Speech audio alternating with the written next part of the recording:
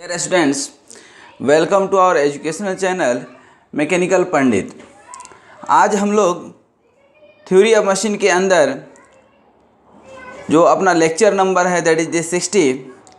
आज हम लोग डिस्कस करेंगे the basic concept of friction, क्योंकि हम लोगों ने लास्ट वीडियो में I think that is the lecture number 59 we have covered so many frictional devices and specially clutch.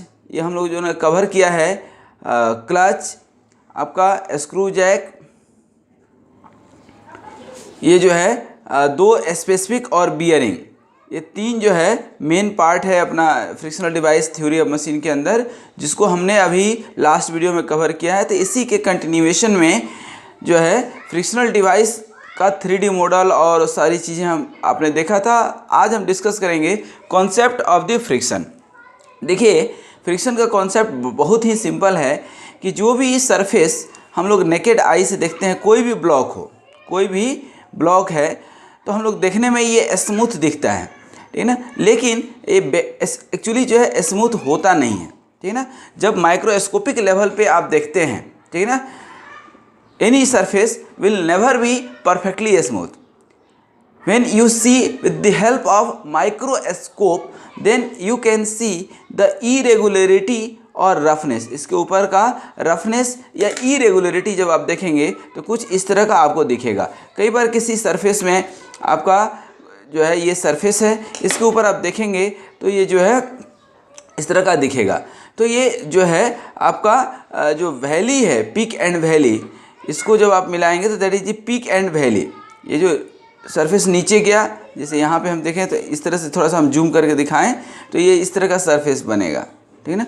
ये जो है नीचे क्या हो गया आपका वैली और ऊपर क्या हो गया पीक। तो ये पीक और वैली के बीच में देखिए ये क्या है, स्पेस है, ठीक है ना। और ये जो स्पेस है तो ये स्पेस तो आपके इस जो है ब्लॉक के ऊपर है। अब ये ब्लॉक नंबर 1 हो गया। अब इसके ऊपर आपने ब्लॉक नंबर 2 रख दिया, कोई भी वुडन ब्लॉक या कोई भी ब्लॉक है। जब आप एक के ऊपर दूसरा रखते हैं, ठीक है ना, तो क्या होता है कि ये जो आपका माइक्रोस्कोपिक लेवल का पीक एंड वैली था, ठीक है ना, ये रफनेस जो था, इरेगुलरिटी जिसको बोल रहे थे, वह एक तो था ही और दूसरा उसके अंदर आकर के क्या हो गया, इंटरलॉक हो गया। देखिए ये इंटरलॉक, ये एक था और दूसरा आकर के इंटरलॉक हो गया। अब इसमें जब आप मोशन देंगे इधर या इवन इधर तो क्या हो गया कि ये जो डिग्री ऑफ इंटरलॉकिंग है that will be obstacle for this motion. ये जो आप फोर्स लगाएंगे, ठीक है ना, तो इसमें जो है जो डिग्री ऑफ इंटरलॉकिंग है तो दैट मीन्स कि ये इंटरलॉकिंग इसको आइदर तोड़ करके, दैट मीन्स कि एक आपका इस तरह से पीक एंड वैली था और दूसरा जो है आपका ये ऊपर वाला था, ठीक है ना। अब यहाँ पे ये ऊपर वाला हो गया, ये नीचे वाला। अब इसके ऊपर जब आप फोर्स लगाएंगे तो क्या होगा, ये इंटरलॉकिंग को रेजिस्ट करके इसको आना पड़ेगा। इधर भी आप फोर्स लगाएंगे तो ये क्या होगा, ये ऊपर उठेगा तब तो जाएगा आगे, ठीक है ना। तो ये जो ऊपर उठेगा या जो है ये इसको हो सकता है कि ब्रेक कर दें, ठीक है, या ये इसको दैट मीन्स कि ओवरऑल हम यदि कहें तो this block will resist this block, ठीक है ना, क्योंकि ये क्या हो गया कि इसमें फंस गया। क्योंकि अब जब आप मोशन करेंगे तो देयर विल बी प्रॉब्लम। आप देखिए कहीं से भी आप फोर्स जो है मोशन नहीं कर सकते हैं।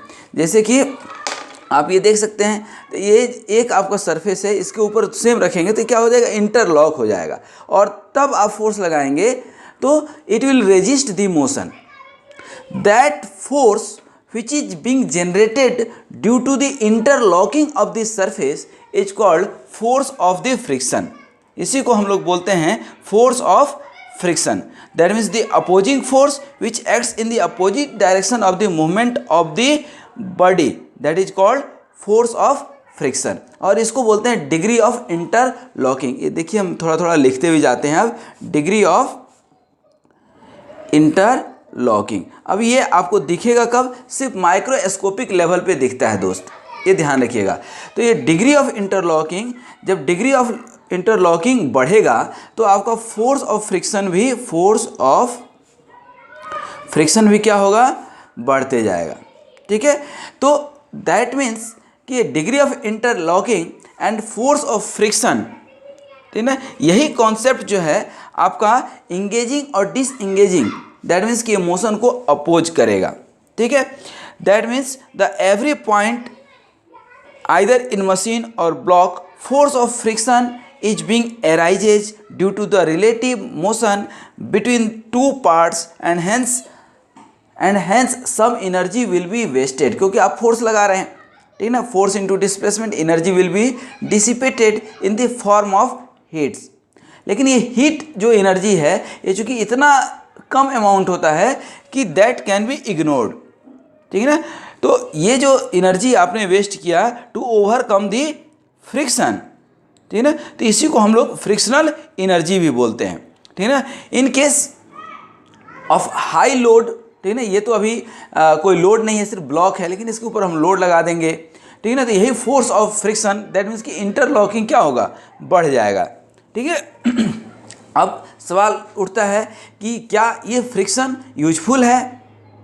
तो बिल्कुल यूजफुल है, कई जगह पे हमारा यूजफुल है और कई जगह पे हम फ्रिक्शन रिड्यूस करने की कोशिश करते हैं। यूजफुल कहाँ पे है? जैसे कि हम पैदल चलते हैं, ठीक ना, तो due to a force of friction we could not go to slip, otherwise slip हो जाएंगे। जैसे बारिश के दिनों में हम स्लिप हो जाते हैं, उसके पीछे लॉजिक क्या है? लॉजिक सिर्फ इतना सा है कि फोर्स ऑफ फ्रिक्शन क्या हो गया, कम हो गया। ठीक है, रोड पे व्हील जो है, गाड़ी, बाइक, साइकिल जो भी आप चलाते हैं, ठीक है ना, लोकोमोटिव, रेल या गियर ड्राइव आप देखते होंगे, बेल्ट ड्राइव हम लोग पढ़ चुके हैं, तो all such kind of things generate the basically will generate the force of friction, ठीक है ना। अब ये फोर्स ऑफ फ्रिक्शन हमारे लिए बहुत ही यूजफुल होता है, ये चीज़ हमने यहाँ पे अभी तक समझा। ठीक है, तो अब इसके आगे जो आपका जो चैनल है ये मैकेनिकल पंडित, तो ये मैकेनिकल पंडित में आप पहले इस चैनल पे जस्ट इसके पिछले में भी आप देखे होंगे कुछ कॉन्सेप्ट जो है जिसमें क्लच, स्क्रू जैक और बियरिंग में कैसे फ्रिक्शन का कॉन्सेप्ट अप्लाई होता है। तो ये जो है इंटरलॉकिंग का कॉन्सेप्ट दिखाए थे हम। अब आइए जस्ट थोड़ा सा आगे बढ़ते हैं। टाइप ऑफ द फ्रिक्शन, क्या टाइप ऑफ फ्रिक्शन? अब टाइप ऑफ फ्रिक्शन में देखिए यूँ तो बहुत सारा टाइप होता है, लेकिन दो जो है सबसे इम्पॉर्टेंट होता है स्टैटिक फ्रिक्शन और दूसरा होता है डायनामिक फ्रिक्शन। ठीक है, दैट मीन्स स्टैटिक, तो जब बॉडी क्या है, रेस्ट में है दोस्त, बॉडी क्या है, जब रेस्ट में है और उस पर जो फोर्स एक्सपीरियंस किया जाएगा एट ए रेस्ट, ठीक है, that is the static force of friction या स्टैटिक फ्रिक्शन बोलते हैं। ठीक है ना। Dynamic when there is motion, अब देखिए इसको थोड़ा सा कॉन्सेप्ट समझ लीजिएगा स्टैटिक और डायनामिक का, क्योंकि आपको किसी भी किताब में शायद ये कॉन्सेप्ट ना मिले। अब ध्यान दीजिएगा, ये दो बॉडी था 1 और 2, ठीक है। अब यहाँ पे ध्यान दीजिए कि ये जो आपका सरफेस है कुछ इस तरह से है, इसके ऊपर इरेगुलरिटीज कहाँ पे, इस वाले के ऊपर, ठीक है, और इसके ऊपर जो है ये इरेगुलरिटी है, ध्यान दीजिए यही इरेगुलरिटी है, ठीक है। अब जब इसके ऊपर आप फोर्स लगाएंगे, ये degree of interlocking, that means कि फोर्स ऑफ फ्रिक्शन, यदि आप इसके ऊपर सपोज कीजिए कि 5 न्यूटन का फोर्स लगाते हैं, ठीक है, तो ये जो है क्या होगा कि इट विल नॉट मूव, ये मूव नहीं करेगा। अरे बात समझ में, ये जो है मूव नहीं करेगा। क्यों? कि जो डिग्री ऑफ इंटरलॉकिंग है, फोर्स ऑफ फ्रिक्शन है, टू ब्रेक इट, जो इसको ओवरकम करना पड़ेगा। इसका मतलब 5 न्यूटन पे ये मूव नहीं कर रहा है, इसका मतलब ये जो फोर्स ऑफ फ्रिक्शन है 5 न्यूटन से ज़्यादा है, ठीक है। यदि आपने यही फोर्स आपने लगा दिया कितना, 50 न्यूटन, सपोज कीजिए ये आपने लगा दिया 50 न्यूटन, तो ये आप देखते हैं कि बॉडी मूव करने लगा। इसका मतलब कि ये जो फोर्स लग रहा था इंटरलॉकिंग फोर्स, ठीक ना, वह 50 न्यूटन से कम है और बॉडी मूव करना स्टार्ट कर देता है, ठीक है। तो 5 न्यूटन जब लगाए थे, जब बॉडी मूव नहीं कर रहा था, तो वो कंडीशन क्या था, स्टैटिक फ्रिक्शन का, ठीक है दोस्त, बॉडी इज नॉट मूविंग, ठीक है। दूसरा कंडीशन क्या था, 50 न्यूटन पे बॉडी मूव करना स्टार्ट कर दिया, तो ये क्या हो गया दोस्त, डायनामिक फ्रिक्शन। ठीक है, अब डायनामिक फ्रिक्शन के अंदर अब समझ गए कि ये जब मोशन होगा तभी डायनामिक फ्रिक्शन आएगा। अब डायनामिक फ्रिक्शन के 2-3 टाइप्स हैं, ठीक है ना। सबसे पहला क्या है आपका स्लाइडिंग फ्रिक्शन। पहला क्या है, स्लाइडिंग फ्रिक्शन। अब स्लाइडिंग फ्रिक्शन क्या होता है, तो it is the friction experienced during the slides over another body. कोई बॉडी है, स्लाइड कर रहे हैं, जैसे ये बॉडी है और इसके ऊपर एक दूसरा बॉडी है, इसके ऊपर आप स्लाइड कर रहे हैं, ठीक है ना। या आप बचपन में आप देखे होंगे स्लाइडर, इस पे आप बैठ करके स्लाइड कर रहे हैं, तो वो भी स्लाइडर जो बचपन में आप स्लाइड करते थे, that is the example of sliding friction. Rolling friction दूसरा होता है आपका रोलिंग फ्रिक्शन। अब इसको ध्यान से समझिएगा। रोलिंग फ्रिक्शन क्या होता है दोस्त, कि जैसे आप फुटबॉल रोल कर रहे हैं, ठीक है ना, आपने फुटबॉल रोल कर दिया, that is the concept of rolling friction, that is the example of pure rolling, ठीक है ना। तो जैसे बॉल रोल कर रहा है। तीसरा एक होता है C pivot friction, pivot friction. Pivot friction क्या होता है कि जब फ्रिक्शन जो है due to motion of rotation, ठीक है ना, due to force of friction, क्या फोर्स ऑफ फ्रिक्शन ड्यू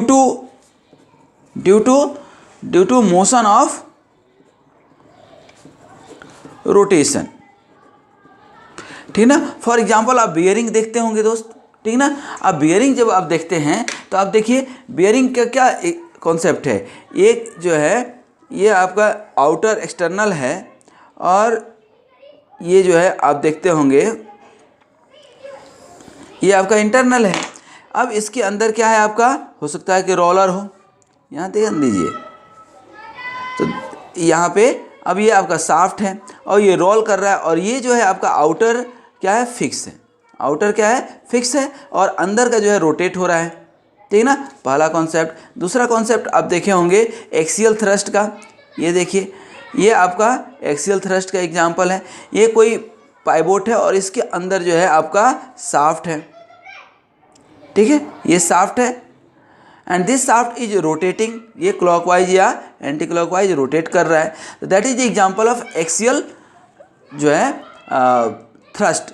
तो इस तरह से पाइवोट फ्रिक्शन बहुत सारे टाइप्स के होते हैं जो हमने सेपरेटली डिस्कस किया है under uniform wear and under uniform pressure, ठीक है। तो ये हमने 3 तरह का फ्रिक्शन देखा डायनामिक फ्रिक्शन में, sliding friction, rolling friction and pivot friction. अब दोस्त ध्यान दीजिएगा, जो हमने अभी बता रहा था, जो हम अभी बता रहे थे आपको, इसका स्टैटिक फ्रिक्शन और जो है डायनामिक फ्रिक्शन का कॉन्सेप्ट, इसी कॉन्सेप्ट में एक हमारा आता है लिमिटिंग फ्रिक्शन। क्या आता है, लिमिटिंग फ्रिक्शन।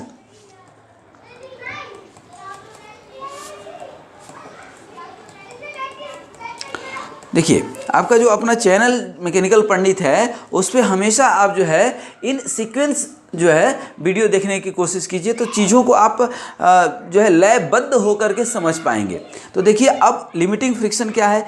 ये जो लिमिटिंग फ्रिक्शन है, इसी को हम जो है आपको समझाए थे कि ये कोई बॉडी है, कोई सरफेस है, इसके ऊपर जो है आपने क्या रख दिया, ये आपका बॉडी है, ठीक है। अब अपने को यहाँ पे नेकेड आई से नहीं दिखेगा, लेकिन माइक्रोस्कोपिक लेवल पे हमको मालूम है कि दोनों सरफेस क्या इरेगुलर हैं, और जो है इसके ऊपर जो है रफनेस इरेगुलरिटी है, पीक एंड वैली जो है, जो हमने यहाँ पे कॉन्सेप्ट आपको बताया था, पीक एंड वैली का कॉन्सेप्ट, इनके बीच इंटरलॉकिंग है। अब इंटरलॉकिंग है तो अब इसका कुछ अपना वेट है। ये जो है वेट कितना हो गया दोस्त, ये W, और जब एक्शन होता है तो रिएक्शन भी होगा due to Newton's third law, तो ये नॉर्मल रिएक्शन भी होगा आपका, होगा कि नहीं। अब ध्यान दीजिए, इसके ऊपर आप जो है फोर्स लगाए, इसके ऊपर आपने फोर्स लगाया P, मान लीजिए एफर्ट, P क्या है यहाँ पे, एफर्ट है, एफर्ट अप्लाइड।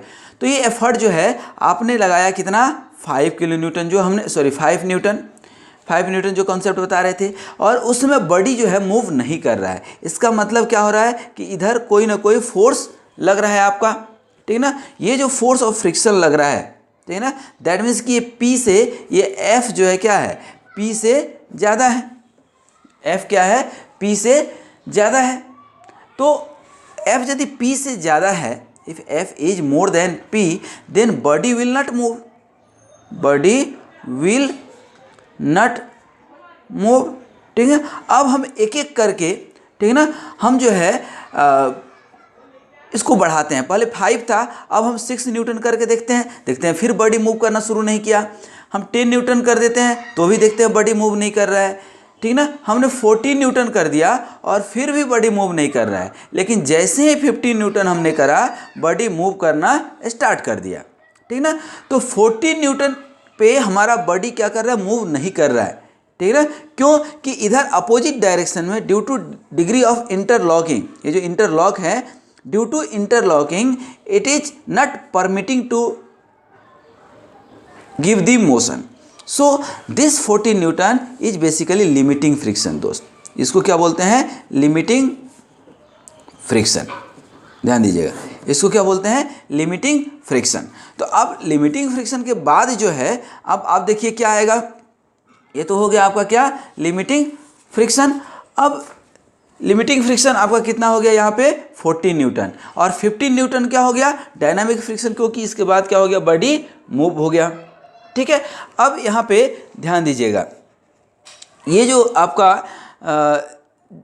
आपका कॉन्सेप्ट है, ठीक है, कि आपने F लगाया और ये Rn, तो ये जो बॉडी है, ठीक है ना, एक इधर लग रहा है और एक इधर फोर्स लग रहा है, ठीक है ना। अब जब आप ध्यान देंगे इसको जब आप ध्यान देंगे, तो अब थोड़ा सा हम बात करने जा रहे हैं, ध्यान से समझिए किस चीज़ का, limiting angle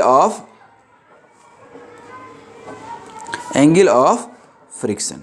limiting angle of friction, या सिर्फ हम एंगल ऑफ फ्रिक्शन बोल लें, ठीक है। अब देखिए दोस्त, यहाँ पे W लग रहा है और यहाँ P लग रहा है, यहाँ तक कॉन्सेप्ट क्लियर है, और ये ऊपर में नॉर्मल रिएक्शन R लग रहा है। तो अब इस P का और W का कोई, ये मान लीजिए यहाँ पे हम बना देते हैं, ये P आपका लग रहा है और ये W लग रहा है, तो इसका कोई ना कोई एक, जो ये W लग रहा है, तो इसका कोई ना कोई एक रिजल्टेंट R तो हो सकता है ना। ये आपका P हो गया और ये रिजल्टेंट R हो गया, ठीक है। अब यहाँ पे, अब ये जो रिजल्टेंट होगा, इसका कुछ अपना एंगल होगा या नहीं। दैट मीन्स कि यहीं पे हम यदि इसको ड्रॉ करना चाहें तो ये कुछ एंगल होगा, यही रिजल्टेंट R हो गया यहाँ भी, और यहाँ भी R हो गया, ठीक है। अब ये R जो बना, तो ये इस W से कुछ एंगल होगा कि नहीं, ये एंगल होगा। ये एंगल मान लीजिए कि फाई है दोस्त, ये फाई यदि है तो इसके ऊपर जो आपने ये नॉर्मल रिएक्शन जो खींचा था, ये भी क्या एंगल हो गया, फाई, ठीक है। तो ये जो फाई एंगल है, ठीक है ना, रिजल्टेंट अब ये W और P में हम दिखा रहे हैं। यही चीज़ आप F और N में भी दिखा सकते हैं। देखिए यहाँ पे ये आपका बॉडी है और ये आपका सरफेस था, और ये आपका फोर्स ऑफ फ्रिक्शन F लग रहा था, ठीक है ना, और ये Rn लग रहा था, ठीक है। और ये इधर W और इधर आप लगा रहे थे P, और ये आपका लग गया रिजल्टेंट R। तो ये जो आपका R लगा, ठीक है ना, रिजल्टेंट R, तो यही एंगल आपका क्या हो गया था, अभी हम बताए थे एंगल ऑफ फ्रिक्शन। तो इधर भी आपका एंगल ऑफ फ्रिक्शन होगा, ठीक है ना। अब ये फाई जो है कॉरस्पॉन्डिंग एंगल तो इक्वल होगा, लेकिन इस फाई से ये Rn और ये क्या हो जाएगा, F, हम वेक्टर चुकी है F, तो यहाँ पे हम ले सकते हैं। देखिए, तो अब ये यदि आपने F ले लिया, ठीक है, तो अब यहाँ पे हम क्या लिख सकते हैं, ध्यान दीजिएगा। यदि आपने यहाँ पे जो है ये फाई ले लिया, दैट मीन्स कि किस तरह से बन गया आपका, देखिए ये आपका क्या हो गया, F, ठीक है, और ये क्या हो गया आपका Rn, ठीक है, और ये जो है आपका इधर जा रहा है क्या, R, दैट मीन्स कि ये क्या हो जाएगा आपका, इसको इधर हम शिफ्ट कर दिए, तो ये क्या हो गया Rn, और यही एंगल क्या है, फाई। तो यहाँ पे यदि हम लिखना चाहें क्या, tan फाई, ठीक है ना दोस्त, यहाँ क्या लिखना हम चाह रहे हैं, tan फाई। तो tan फाई इक्वल टू क्या होगा, यहाँ पे tan phi equal to F हम लिख सकते हैं एफ, ठीक ना, ये क्या हो जाएगा परपेंडिकुलर अपॉन बेस, क्या हो गया परपेंडिकुलर अपॉन बेस। तो परपेंडिकुलर कौन सा हो गया यहाँ पे, ये ध्यान दीजिएगा, यहाँ पे परपेंडिकुलर आर एन, ये यहाँ पे क्या हो गया आपका। अब ये अल्फ़ा जो आएगा, देखिए ध्यान दीजिएगा, ये अल्फ़ा एक्चुअली यहाँ पे बन रहा है, तो ये एफ क्या हो गया आर एन अपन एफ, यहाँ पे ध्यान दीजिए परपेंडिकुलर अपन बेस। ये फाई जो है, चूँकि यहाँ पे फाई है, तो ये फाई जो है यदि हम यहाँ पे दे, ठीक है ना, तो क्या हो जाएगा, यही टेन फाई इक्वल टू क्या हो जाएगा एफ अपन आर एन। तो दैट डिपेंड्स कि आप फाई जो है यहाँ पे किस तरह से ले रहे हैं, बट यहाँ पे ये कांस्टेंट होगा ड्यू टू करस्पेंडिंग एंगल। एक चीज़ ध्यान दीजिएगा। अब दूसरा चीज़ हम आते हैं यहाँ पे थोड़ा सा coefficient of friction, coefficient of friction. अब ये कोफिशिएंट ऑफ फ्रिक्शन क्या है दोस्त, तो अब ये कोफिशिएंट ऑफ फ्रिक्शन बेसिकली आपका जो रेशियो है लिमिटिंग फ्रिक्शन का, ये आपका F, that means ratio of limiting friction. अब लिमिटिंग फ्रिक्शन अभी हमने आपको समझाया था, बहुत ही बेहतरीन तरीके से समझाया था कि यहाँ पे आपने 14 न्यूटन तक लगाया, ये मूव नहीं किया, लेकिन 15 न्यूटन लगा दिए तो ये मूव करना स्टार्ट कर दिया। दैट मीन्स कि 14 न्यूटन तक का ये डिग्री ऑफ इंटरलॉकिंग तो है। That means ratio of limiting friction या limiting force of friction, both are same. Limiting friction to the normal reaction is known as coefficient of friction, mu equal to F upon R N. और इसी को आप अभी 10 phi लिखे हैं, तो यही हम क्या लिख सकते हैं 10 फाई। तो हम mu equal to coefficient of friction ही क्या लिखते हैं 10 फाई, ठीक ना। और इसी को हम एफ अपन आर एन भी लिखते हैं, और यही F equal to mu R N भी लिख सकते हैं, ठीक है। एफ इक्वल टू आप क्या लिख सकते हैं म्यू आर एन। अब म्यू क्या है दोस्त, ये ध्यान दीजिएगा, it is the property of surface, ठीक है ना, that depends on material to material. That means कि डिग्री ऑफ इंटरलॉकिंग कितना है, डिग्री ऑफ इंटरलॉकिंग जितना ज़्यादा होगा कोफिशिएंट ऑफ फ्रिक्शन उतना ही ज़्यादा होगा। तो अब यहाँ ध्यान दीजिए, कोफिशिएंट ऑफ फ्रिक्शन जो है आपका, इसका मैक्सिमम वैल्यू जो है 0 to 1 होता है। 0 मतलब जो है देयर इज कम्प्लीटली स्मूथ, जैसे एक बर्फ़ दूसरे बर्फ़ के ऊपर स्लाइड कर रहा है। तो हालांकि प्रैक्टिकली ये संभव नहीं होता है, क्योंकि हर मटेरियल के ऊपर थोड़ा सा तो इरेगुलरिटी होता ही होता है। और 1 मतलब इतना ज़्यादा लिमिटिंग फ्रिक्शन कि अब आप उसको जो है इतना ज़्यादा पीक एंड वैली है कि इसके ऊपर आप फोर्स ऑफ फ्रिक्शन, इतना फोर्स ऑफ फ्रिक्शन है कि इसके ऊपर आप फोर्स लगाएंगे तो ये ब्रेक हो जाएगा, ठीक है ना, बट मूव नहीं करेगा, ठीक है ना। तो that is the example of coefficient of friction. तो ये था हमारा लिमिटिंग एंगल ऑफ फ्रिक्शन। अब थोड़ा सा अब हम लोग जो है अपने सीक्वेंस में आगे की ओर बढ़ते हुए देखते हैं एंगल ऑफ रिपोज। अभी एंगल ऑफ फ्रिक्शन आपने देखा, अब एक आता है एंगल ऑफ रिपोज। अब एंगल ऑफ रिपोज थोड़ा सा समझने की कोशिश कीजिएगा। क्या होता है कि कोई भी बॉडी है हमारा, ठीक है ना, कोई भी बॉडी है, इस बॉडी के ऊपर जब आप कोई भी जो है, आप देखिए इसके ऊपर जो है हमने ये रखा, ठीक है, ये हमने अभी यहाँ पे रखा है। अब ये it is little bit inclined but it is not moving. जैसे जैसे हम उठा रहे हैं तो ये नीचे आ जा रहा है, क्यों कि यहाँ पे तो ये स्थिर था, even though there is little bit force, यहाँ पे फोर्स है, कोई ना कोई फोर्स इस साइड में काम कर रहा है अपोजिट डायरेक्शन में, तो ये मूव नहीं कर रहा है। जैसे आप इसको उठाएंगे तो ये मूव करना शुरू कर देता है। दैट मीन्स कि इसको जो है यदि हम आपको शो करना चाहें तो ये हमारा इंक्लाइंड प्लेन है और इसके ऊपर कोई बॉडी है, ये बॉडी है, और यहाँ पे आप ध्यान देंगे तो ये जो है हमारा फोर्स लग रहा है कितना, इसका जो लोड है तो ये तो नीचे ऑलवेज डाउनवर्ड डायरेक्शन में लगेगा। ये जो एंगल ऑफ इंक्लाइंड प्लेन है, ये क्या है इंक्लाइंड प्लेन, ये एंगल ऑफ इंक्लाइनेशन अल्फ़ा है, और ये आपका जो था क्या था इधर आर एन नॉर्मल रिएक्शन, और ये डब्लू का दो कंपोनेंट, इधर क्या हो जाएगा डब्लू साइन अल्फ़ा और ये क्या हो जाएगा डब्लू कॉस अल्फ़ा। यदि बॉडी इधर है इसका मतलब कि मोशन ऑब्वियसली इधर होना चाहिए, क्योंकि डब्लू साइन अल्फ़ा फोर्स लग रहा है इधर, क्योंकि ये एंगल क्या है आपका अल्फ़ा। तो यहाँ पे कोई ना कोई फोर्स अपोज तो कर रहा है, और ये जो फोर्स अपोज कर रहा है इसी को हम लोग बोलते हैं फोर्स ऑफ फ्रिक्शन एफ। तो अब जो है यहाँ पे देखे थे हम, अभी जो है हम यहाँ पे देखे कि कोई भी आपका बॉडी है, ठीक ना, कोई भी आपका जो है इंक्लाइंड प्लेन है, सपोज कीजिए कि ये जो है हमारा इंक्लाइंड प्लेन है, ये अभी यहाँ पे इंक्लाइंड प्लेन है लेकिन ये मूव नहीं कर रहा है, लेकिन जैसे जैसे हम जा रहे हैं ऊपर दैट विल स्टार्ट मूविंग, ठीक ना। तो that is the best example.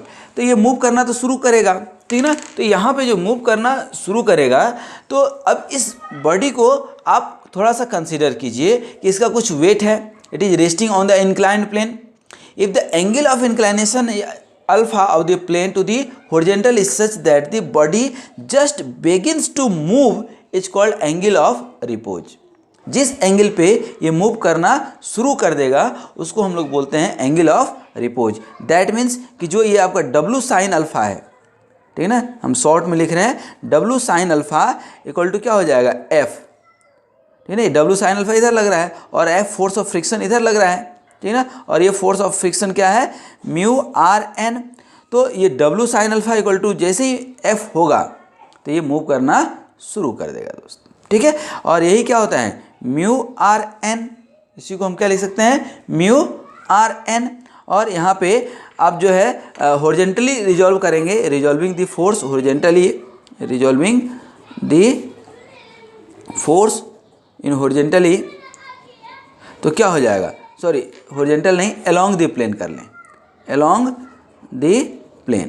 तो अलोंग द प्लेन करेंगे तो ये R N equal to W cos alpha, देखिए यहाँ पे R N equal to W cos alpha. तो ये इक्वेशन नंबर 1 हो गया आपका। और अलोंग द प्लेन था, और along normal to the plane, normal to the sorry along normal, ये था आपका नॉर्मल, और ये होगा अलोंग टू दी प्लेन। तो अलोंग टू दी प्लेन जब आप निकालेंगे तो क्या हो जाएगा F equal to W sine alpha. F equal to क्या है mu R N equal to W sine alpha, ठीक है। और म्यू और आर एन की जगह पे क्या है डब्लू कॉस अल्फा, देखिए यहाँ पे W cos alpha equal to W sine alpha. That means कि कॉस अल्फा को इधर ले जाइए, डब्लू डब्लू कैंसिल हो जाएगा, तो म्यू इक्वल टू क्या हो जाएगा टेन अल्फा, कॉस अल्फा इधर ले गए तो, और इस म्यू को ही जो है आप क्या लिखते हैं टेन फाई। दैट मीन्स कि अल्फा यदि फाई के बराबर हो जाए, अल्फा यदि फाई एंगल ऑफ इंक्लाइनेशन और एंगल ऑफ फ्रिक्शन बराबर हो जाए तो ये बॉडी क्या होगा मूव करना स्टार्ट कर देगा। तो ये कॉन्सेप्ट आप जो है हमेशा ध्यान रखिएगा कि body will move as soon as the angle of friction and angle of inclination will be same, ठीक है।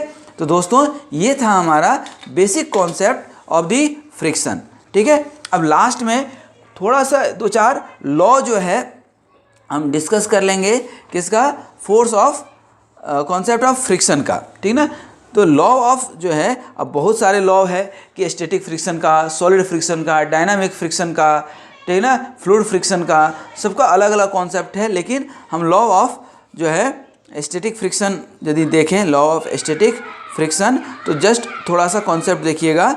यहाँ पे पहला कॉन्सेप्ट ये कहता है कि force of friction always acts in the direction opposite to the body movement. That means कि यदि ये आपका बॉडी जो है इधर मूव कर रहा है तो फोर्स ऑफ फ्रिक्शन इधर लगेगा, ठीक है। एक चीज़ ध्यान रखिएगा, दूसरा कि मोशन के डायरेक्शन में जो है हमेशा फोर्स ऑफ फ्रिक्शन लगता है, ठीक है। दूसरा कि magnitude of the force of friction is exactly to the force which tend to the body to move, ठीक है। तीसरा कॉन्सेप्ट कि टेन फाई इक्वल टू आप हमेशा रखिए एफ अपॉन आर एन होता है, और यही जो है म्यू होता है, और F equal to mu R N आप लिख सकते हैं, ठीक है। Force of friction depends on the contact area, ठीक है ना। फोर्स ऑफ फ्रिक्शन या limiting friction, force of friction depends upon contact area, कितना जो सरफेस एरिया जो है कॉन्टैक्ट में है, ठीक है। अब इसी में force of friction always acts in the direction opposite to that in which body is moving, ठीक है। अब थोड़ा सा सॉलिड फ्रिक्शन में यदि आप देखेंगे तो सॉलिड फ्रिक्शन में force of friction is always और डायरेक्टली प्रोपोर्शनल टू म्यू, यहाँ पे F equal to mu R N आप देखिए लिखे हैं, तो हम F इक्वल टू यहीं से हम F is directly proportional to R N लिख सकते हैं कि नहीं। तो that is also one concept that you can check, ठीक है ना। तो इसको आप जो है these are the basic laws of friction, ठीक है ना। उसी तरह से आप जो है लॉ ऑफ उसमें जाएंगे, कौन सा, लॉ ऑफ फ्लूइड फ्रिक्शन, क्योंकि लॉ ऑफ फ्लूइड फ्रिक्शन, तो यहाँ पे आप देखिए जैसे यहाँ पे सॉलिड फ्रिक्शन की हम बात कर रहे थे, ये इंटरलॉकिंग और इन सब चीज़ों की बात कर रहे थे, उसी तरह से फ्लूइड फ्रिक्शन में जो है विस्कोसिटी आप पढ़े होंगे, ठीक है ना, विस्कोसिटी।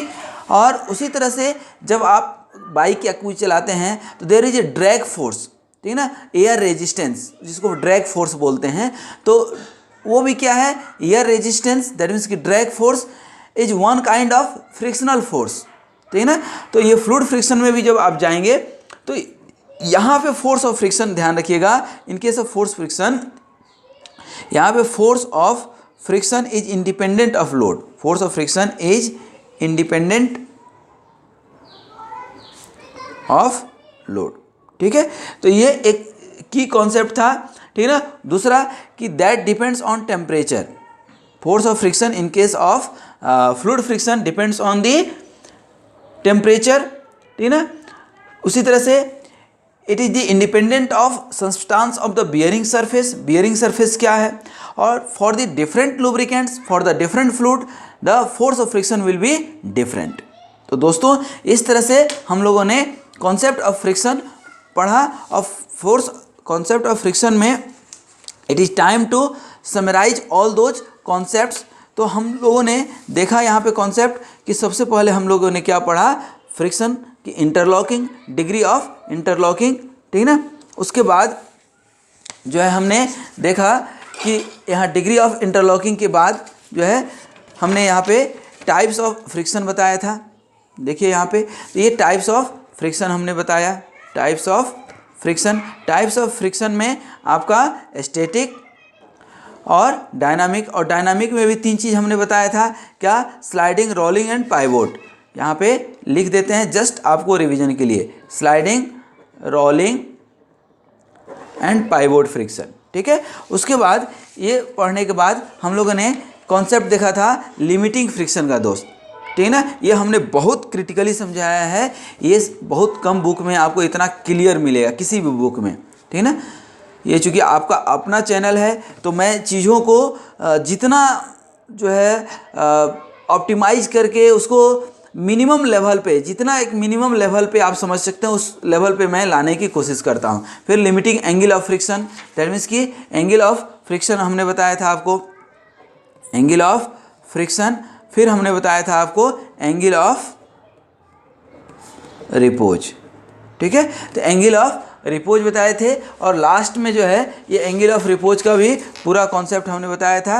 ये एंगल ऑफ फ्रिक्शन का हो गया, और एंगल ऑफ रिपोज देखिए, ये एंगल ऑफ रिपोज का कॉन्सेप्ट हम बताए थे कि वह angle of inclination on which the body just starts to move downward in the downward direction is called angle of repose, ठीक है। उसके बाद ये आपका कोफिशिएंट ऑफ फ्रिक्शन का कॉन्सेप्ट बताए थे कि mu equal to tan phi कैसे आता है, और लास्ट में हमने कुछ laws of static friction, fluid friction, solid friction, ये सारी चीज़ें हम लोगों ने डिस्कस किया था। तो दोस्तों तब तक के लिए आपको थैंक्स, और वीडियो जो है आप देखिए, सारे वीडियो हमारे जो है बहुत ही यूजफुल है, आप देखिए, ज्ञान बढ़ाइए, स्वस्थ रहिए, मस्त रहिए, ज़िंदगी में खूब उन्नति कीजिए और मुस्कुराते रहिए और इन वीडियोज़ को लाइक करते रहिए दोस्तों, और दोस्तों के साथ शेयर भी करते रहिए। तो thank you, wish you all the best.